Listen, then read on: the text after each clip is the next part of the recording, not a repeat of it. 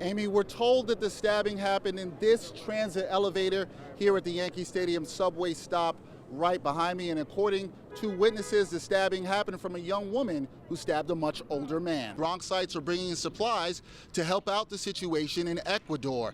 The organizers will continue the effort for the next week, and they hope that people will continue to support the Ecuadorian community. The owner of the bodega who showed us the surveillance footage described the fight, which he didn't see but heard, as a rumble. The victim was taken to St. Barnabas Hospital and his condition is currently unknown. Reporting from Belmont, Dexter Henry, News 12, The Bronx. Neighbors in West Farms who were not aware of the news told me that they are disturbed by what happened here at this tree stump. Several Bronxites described the neighborhood to me as a dog-loving community. And right now, what the community wants is justice. For many drivers, distracted driving is caused by an item that we all have.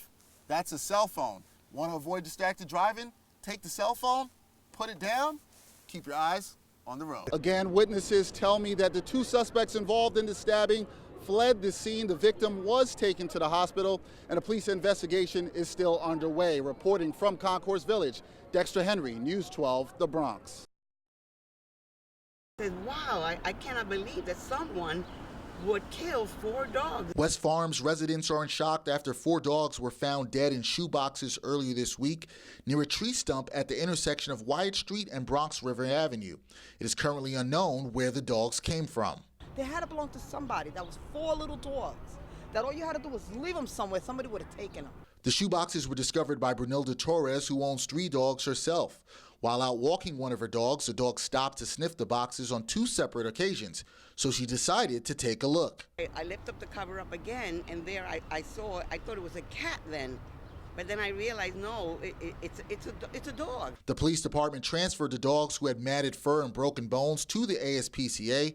So far, we are being told there have not been any arrests. We also don't know why the bodies of the dogs were dumped here. Neighbors in West Farms who were not aware of the news told me that they are disturbed by what happened here at this tree stump. Several Bronxites described the neighborhood to me as a dog-loving community. And right now, what the community wants is justice. I would like really people to investigate about, these animals, being so cruelly treated.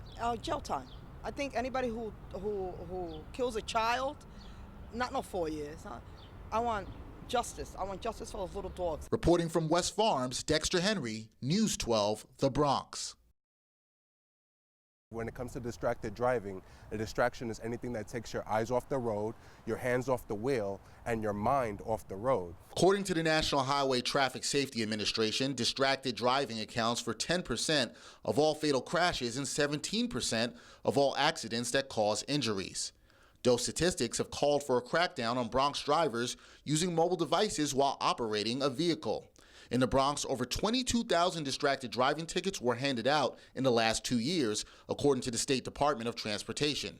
Bronxites accounted for 8.8% of all distracted driving tickets in New York City in 2015, a 1% increase in tickets over the past year. Elias Saltero, a driving instructor at Always Better Choice, is trying to get drivers to make better decisions when they get behind the wheel. I would recommend everyone to complete a defensive driving course. So I decided to take Elias's recommendation, and we started off with the basics: using your seatbelt, adjusting mirrors, checking your blind spot, signaling, obeying traffic rules, and most importantly, eliminating distractions. Yeah, don't do that. For many drivers, distracted driving is caused by an item that we all have. That's a cell phone. Want to avoid distracted driving?